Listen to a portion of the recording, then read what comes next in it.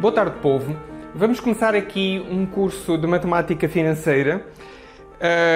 A educação financeira é algo absolutamente fundamental na sociedade em que nós vivemos. A educação financeira é, na verdade, provavelmente um dos direitos humanos essenciais, porque nós convertemos o trabalho em dinheiro e depois utilizamos o dinheiro para adquirir o trabalho de outras pessoas, não é? Adquirimos o trabalho de um dentista, por exemplo, horas de dentista, trabalhando nas nossas atividades. E isto faz com que nós precisemos permanentemente de fazer escolhas entre diferentes opções e precisamos de fazer cálculos matemáticos para informar, portanto, para dar bom suporte às decisões que tomamos. E então, o que é que basicamente lida a matemática financeira? Aqui no início deste capítulo do livro do terceiro ano estão uma série de questões abordadas tipicamente na matemática financeira. E vêm aqui elas. Por exemplo, se um consumidor atrasa o pagamento de uma conta telefónica em 5 dias, que valor ele deve pagar, considerando a multa e a incidência de juros devida ao atraso? Claro, evidentemente, este está utilizando conceitos da vida corrente, o juro, por exemplo, são conceitos da economia, que suponho que todos vocês estejam familiarizados. Se um trabalhador reservar mensalmente uma pequena parcela do seu salário para aplicar numa caderneta de poupança, é possível estimar o valor dessa reserva financeira depois de um ano? Se um poupador depositar certa quantia na caderneta de poupança, como é corrigido mês a mês o saldo dessa poupança? É possível saber por quanto tempo o poupador deve manter o seu dinheiro nessa poupança a fim de resgatar o dobro da quantia aplicada?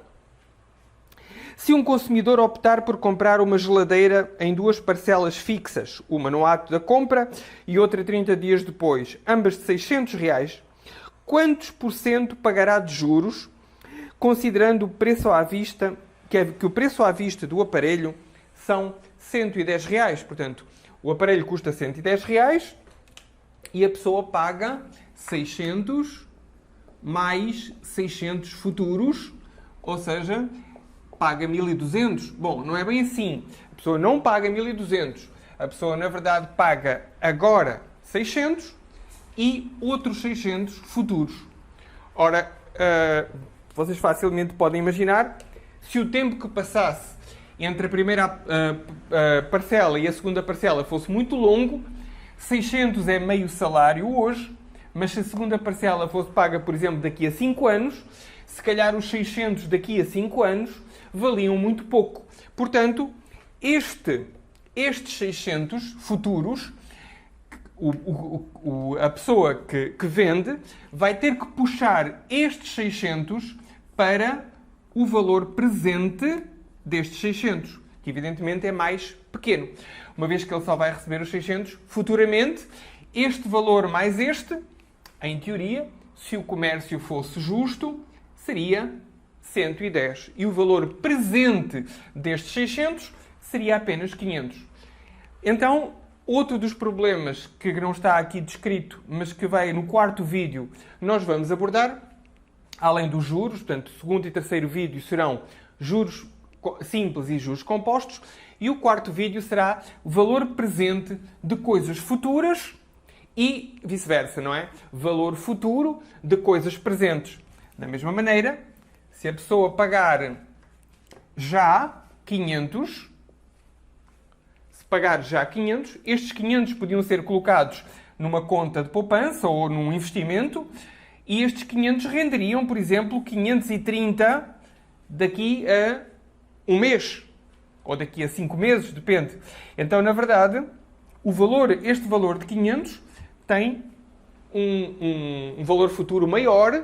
Vamos imaginar, por exemplo, que a pessoa dá uma entrada para um bem que vai receber daqui a 6 meses, dá agora uma entrada de 600 e decide pagar tudo e dá os 500 futuros agora.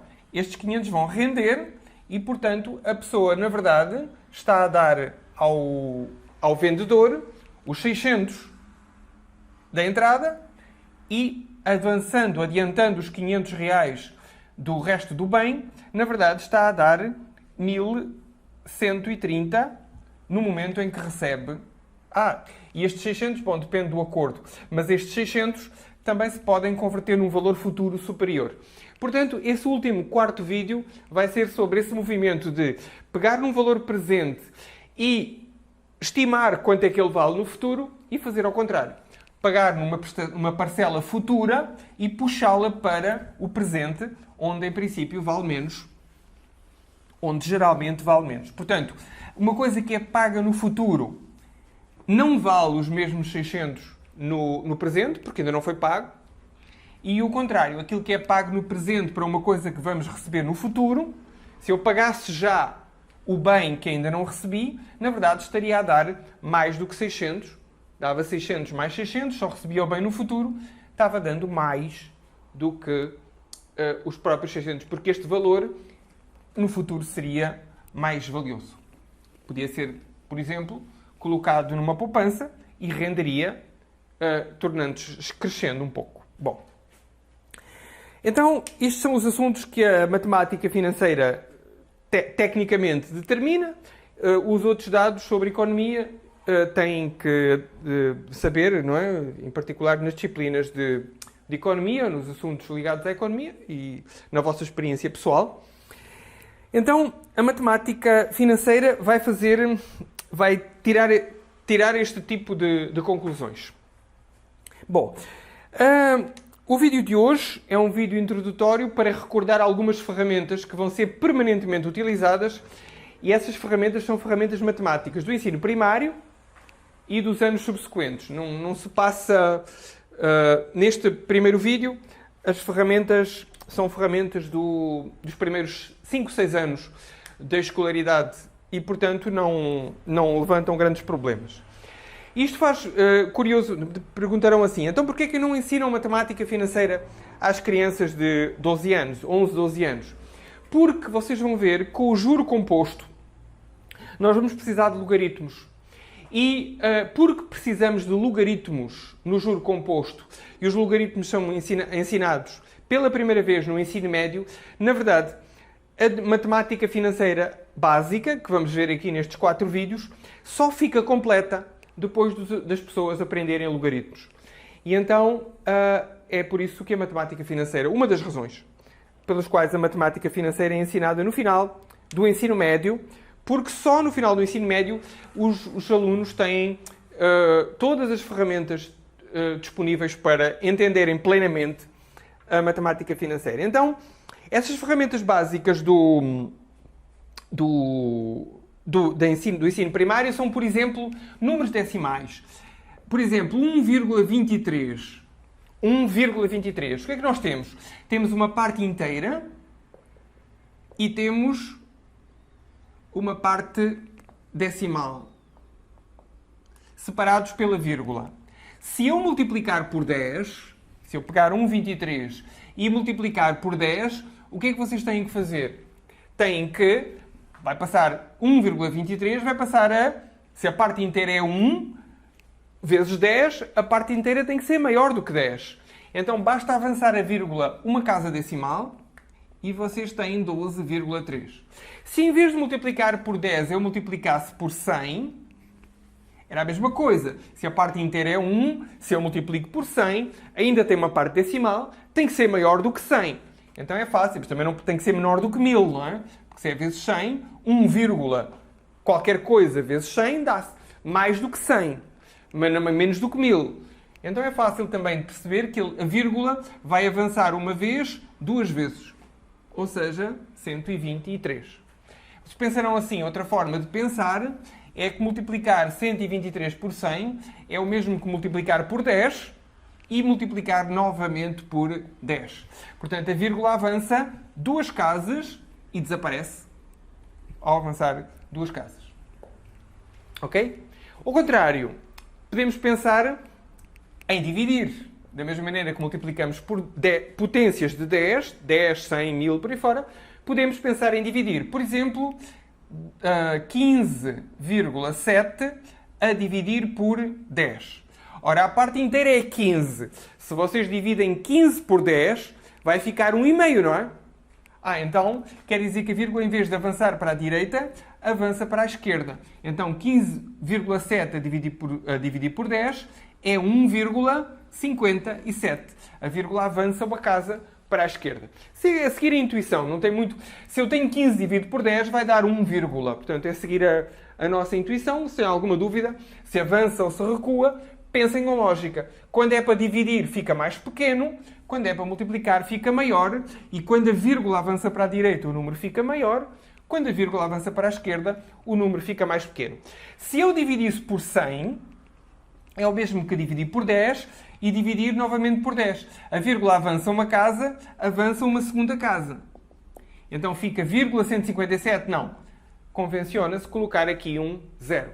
Portanto, 15,7 a dividir por 100, avança uma posição, avança duas posições, 0,157. E se fosse 1000, tinha que avançar 3 posições. Então, colocavam aqui um 0 e vejam que a vírgula avançou, estava aqui, avançou para aqui, avançou para aqui e avançou para aqui. 3 posições, porque 1000 é o mesmo que ter 10, 10, 10. Dividir por 1000 é o mesmo que dividir por 10, dividir por 10, dividir por 10.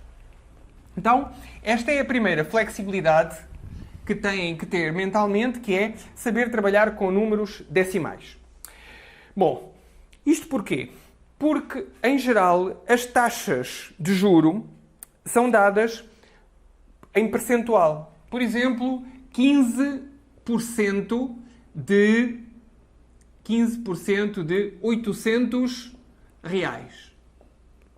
Como é que se faz 15% de 800 reais? Primeiro, o que é 15%? 15% é simplesmente 15 sobre 100. 15 sobre 100 de 800 reais é 15 sobre 100 vezes 800. E aqui tenho que recordar como é que se multiplica para frações. É bastante simples.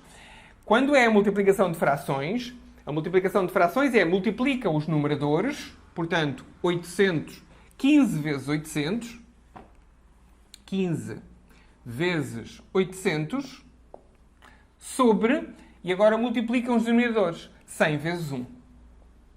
Ou seja, 15 vezes 800 dá 12.000 a dividir por 100. E agora?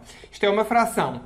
Dividem em cima por 10, dividem em baixo por 10, e dá, quando dividem por 10, a vírgula avança, não é? A vírgula avança. Se pensarem de maneira ainda mais simples, como os alunos costumam fazer nestes números de divisões por 10, aqui avança a vírgula, avança a vírgula, avança a vírgula. Dividimos por 10, dividimos por 10. Avança a vírgula, avança a vírgula. E então ficamos com 120 sobre 1, ou seja, 120. Quer dizer o quê? Quer dizer que 15% de 800 reais é 120 reais. E este é o jeito mais rápido e não é... Ok, é o jeito mais rápido, é o jeito certo e é o jeito que funciona na matemática financeira. É assim que se fazem percentuais.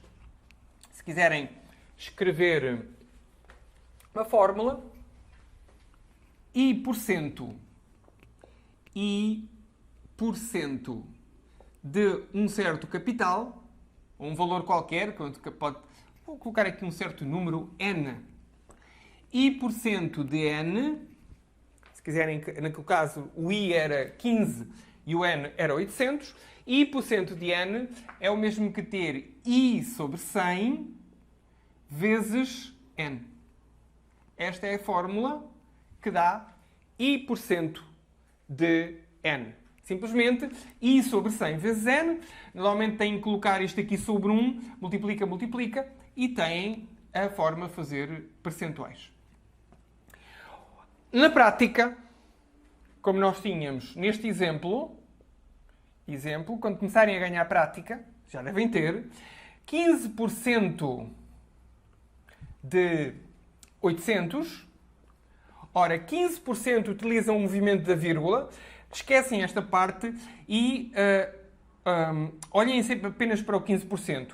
15%, a vírgula avança 2 posições, então é o mesmo que ter 0,15 vezes 800. E está pronto para a máquina de calcular. Porque 0,15 vocês escrevem facilmente na máquina de calcular e fazem. Então, 15% de 800 é 0,15 vezes 800. 0,15 vezes 800, 0,15 vezes 800, igual a... alguém se enganou aqui, pus 801. 0,15 vezes 800, 120. Cá está. Forma mais rápida. Esta é a forma mais rápida de fazer percentuais. Não se metam com a regra do 3, com grandes viagens na maionese. A maneira de fazer i% de um número é i sobre 100 vezes o número, ou, passando à sua forma decimal, 0,15 vezes 800. Isto faz com que, então, esta questão do i% ser, em geral, na matemática financeira e na matemática em geral, simplesmente i sobre 100. E, na maior parte dos casos, como, por exemplo, 12%, ora, 12% é 12 sobre 100, por causa do movimento da vírgula, 0, simplesmente 0,12. Então, porquê é que não diz que o i%... Então, porquê é que não diz que o i% é 0,i? Porque é falso. Pensem, por exemplo, 2%. 2% não é 0,2. Isso seria 20%. 2% é 2 sobre 100.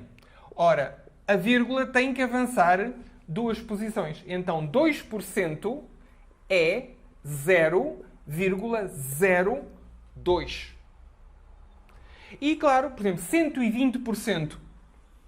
120% também não é 0,120. Não é. 120% é 120 a dividir por 100. Ou seja, 120 avança 1, avança 2, é 1,20. Portanto, deixem ficar sobre esta fórmula sem decidir nada, mas depois, na prática, pensem que 20% é 0,20, 10% é 0,10, 30% é 0,30, mas 2% é 0,02 e 120% é 1,20. Portanto, na prática, pois mentalmente, habituando-se a trabalhar desta forma, não precisam estar a escrever o i sobre 100, desde que pensem, agora não se enganem, i%, tecnicamente, e é isso que importa, i% é i sobre 100. E é desta forma que ele vai ser utilizado i% de n. I% de n é i% vezes n. E assim, temos uma fórmula rápida para obter percentuais de tudo o que é coisa. Não precisa ser dinheiro, pode ser, por exemplo, 20% da população brasileira foi vacinada. Se 20% da população brasileira foi vacinada, você tem 20% de 212 milhões. E simplesmente fazendo esta conta, vai dar o total. Isto vezes isto, a dividir, colocam um aqui em baixo, máquina de calcular, ou simplesmente fazendo 20% é 0,20, 0,20 vezes 200 milhões, máquina de calcular, e temos o percentual de pessoas vacinadas hoje no Brasil, que estamos em junho de 2021. 0,20 vezes 212, 1, 2, 3, 46.644.000 pessoas. Simplesmente de forma rápida e eficiente, e é assim que têm que fazer percentuais para o resto da vossa existência. Se não era assim que faziam, se é assim que fazem, excelente. Não precisam de acrescentar mais nada. Quem não tem essa flexibilidade, tem que fazer exercícios para ficar flexível e eficiente na determinação de percentuais. Muito bem. Outro assunto, aumentos e descontos. Em geral, os aumentos são percentuais e os descontos também são percentuais. Por exemplo, um aumento de 6% num produto que vale R$900. Tem um aumento de 6% num bem de R$900.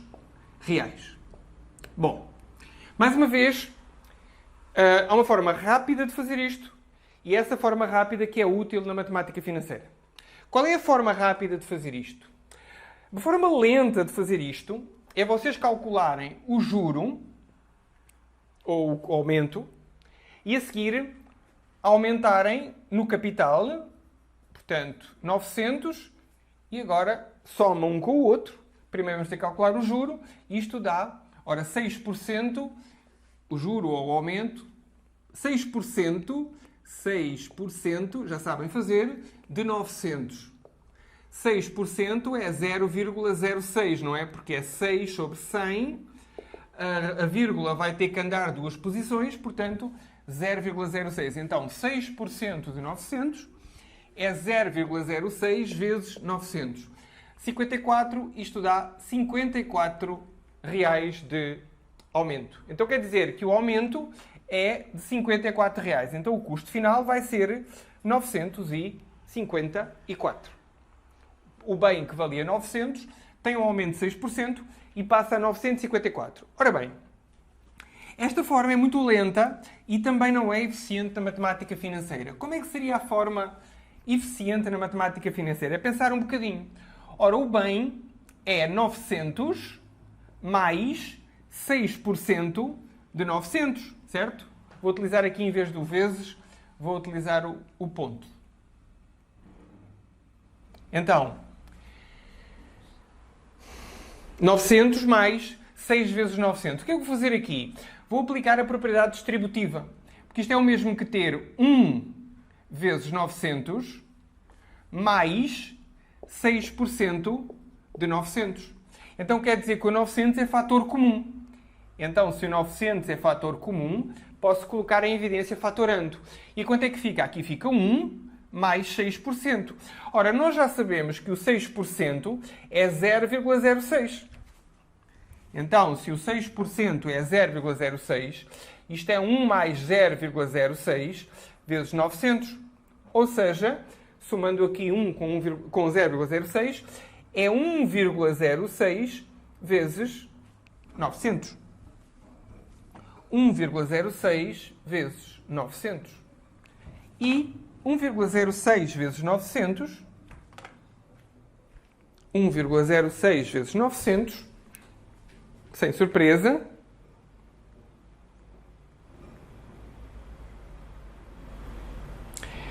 sem surpresa, 1,06 vezes 900, 954. 954.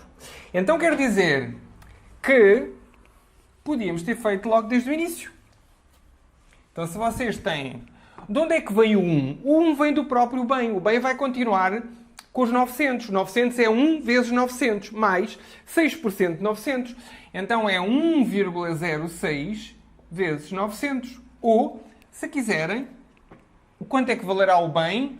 O custo do bem vai ser 1 mais 6% vezes 900. Então, também podem escrever numa fórmula, se vocês tiverem um aumento ou um desconto.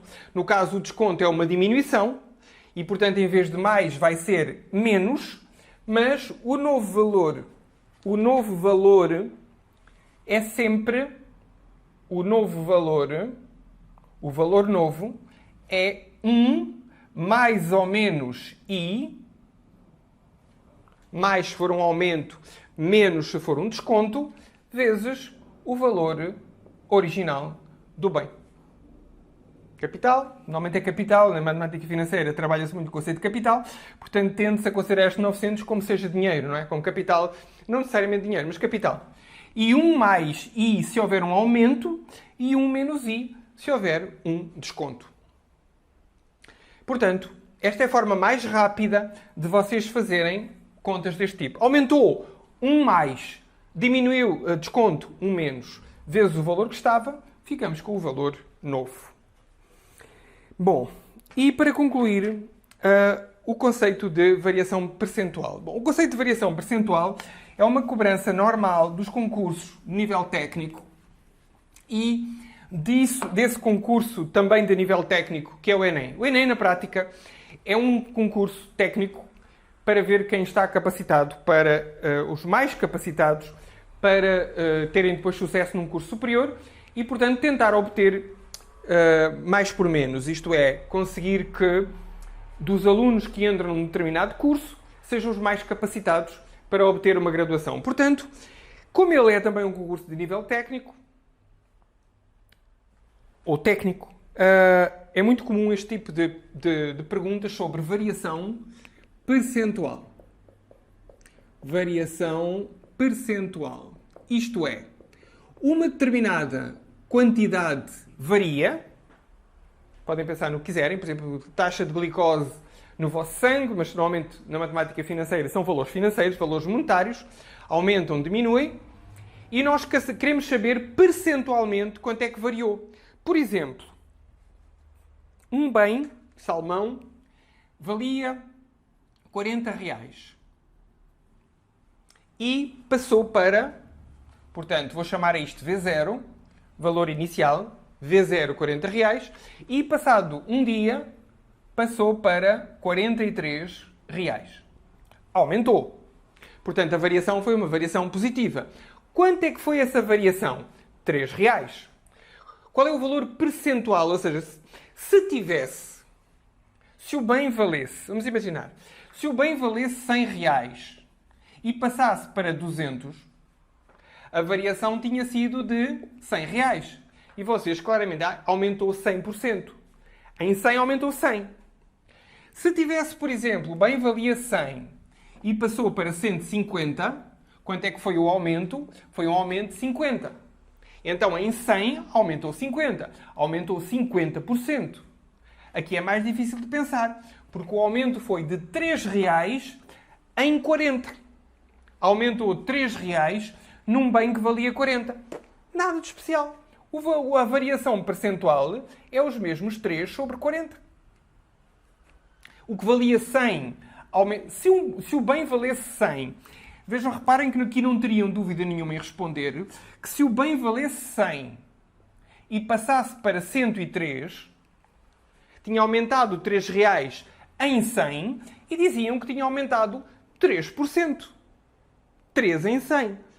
Portanto, o mesmo raciocínio seria este menos este, que é 3, sobre o valor, portanto, seria V1 menos V0 sobre V0. Ficava muito fácil, porque o bem custava 100 reais. Tudo bem. Não custa 100 reais, custa 40. Sem drama. 40, 43. Vamos fazer o percentual como sendo V1, que é o novo valor, menos o valor antigo, a dividir pelo valor antigo. Ou seja, 3, 43 menos 40 sobre 40, 3 sobre 40, 3 sobre 40, vamos fazer a conta, 13 a dividir por 40, 0, 0, portanto, não esquecer que vamos ter duas vírgulas, e aqui 7 vezes 4, 28, 28, 20, tenho que acrescentar mais um 0, e 5. 0, 0, 0, 0, 0, 0. E, portanto, 75. Agora temos 3,75. Vamos às vírgulas. 75. e 5, tem que avançar 3 posições. 1, 2, pomos aqui um 0, para poder avançar 3. Portanto, 0,075. Então, quer dizer que é 0,075.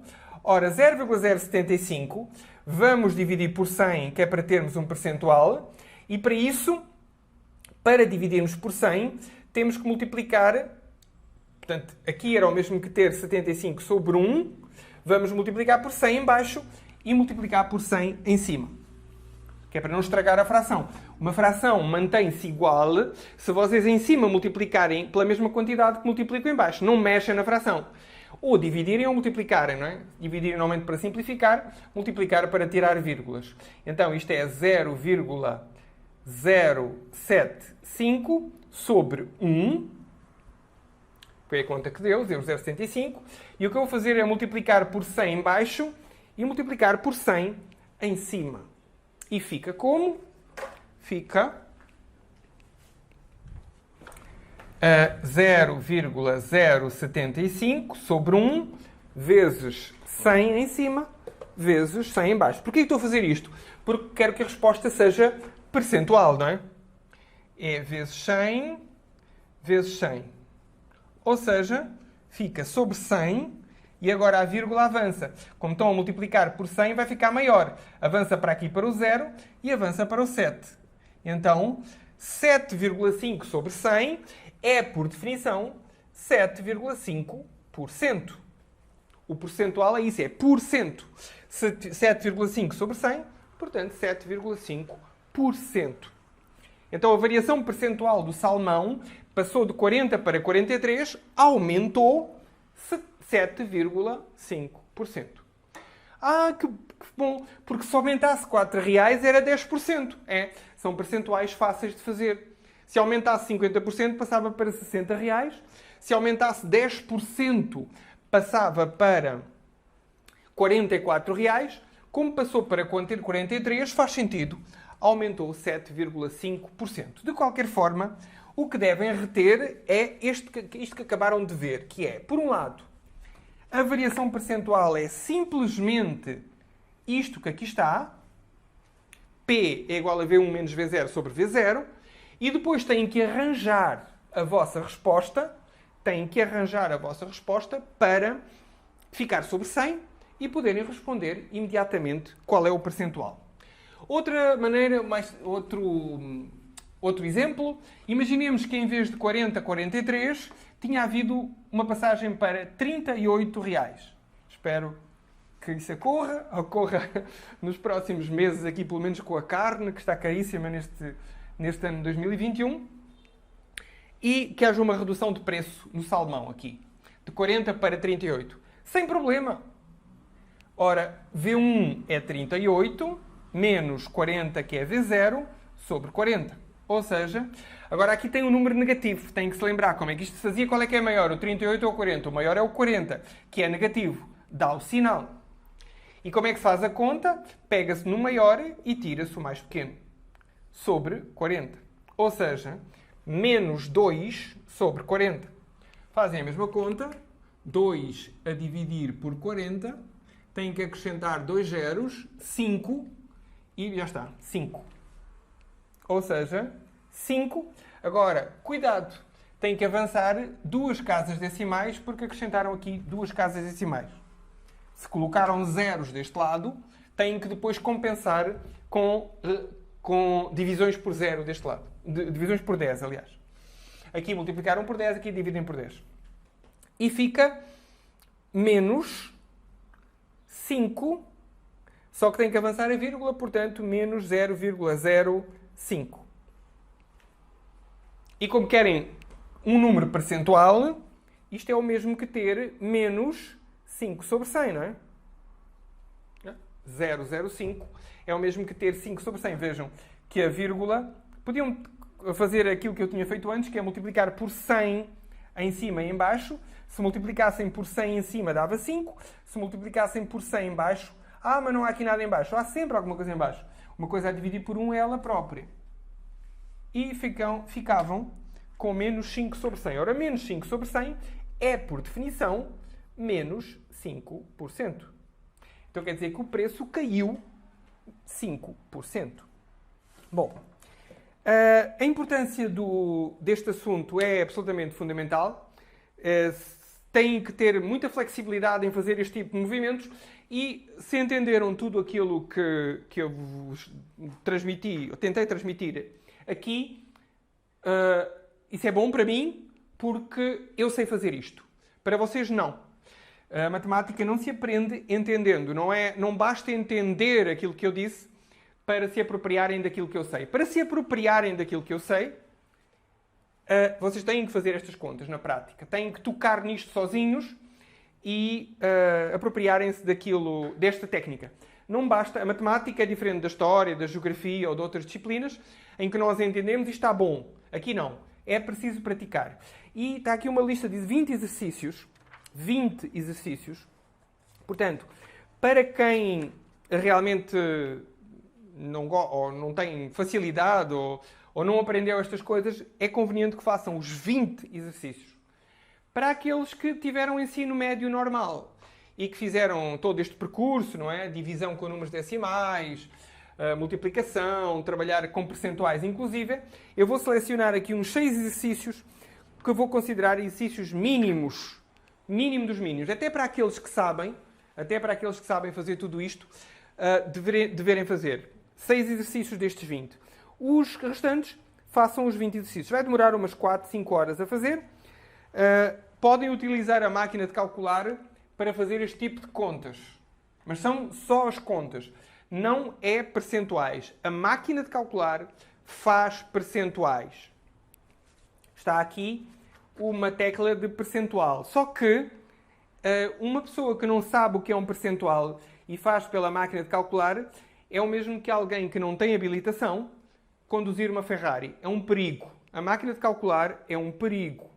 Mas está aqui o botão de percentual. Por exemplo, fazer 5% ou no caso era 7,5% de 40 reais. É 7,5% de 40 reais. 3 reais. Ou fazer ao contrário, 40 vezes 7,5%. 3 reais. Mas isto não tem interesse nenhum. A máquina de calcular para este tipo de contas não tem interesse nenhum. Se vocês não souberem pensar, se não souberem executar pela mão, não vale a pena. A máquina de calcular serve, quando muito, para nós evitarmos o trabalho de dividir 2 por 40 e, nesse caso, colocar na máquina 2 a dividir por 40, ou seja, para fazer contas é aceitável. A máquina de calcular, de facto, é uma enorme inutilidade, a não ser que sejamos profissionais e que estejamos a fazer os preços. Portanto, 2 sobre 40, 2 sobre 40, 2 a dividir por 40, 0,05. Para obter este valor que aqui está. Mas nem isso, até isso deve ser evitado. Tentem fazer as contas todas à mão, até porque se tiverem a fazer um concurso técnico, para uma prefeitura, por exemplo, ou tiverem a fazer o Enem, não vão ter uma máquina de calcular. E, portanto, está tudo dito, não é? Não vale a pena acrescentar mais nada. Fiquem bem, até amanhã, e continuaremos a continuação com o vídeo 2, é juros simples, um vídeo mais curto do que este, um juro composto a seguir, também um vídeo mais curto do que este, e finalmente um último vídeo de aplicação sobre valor futuro e valor presente.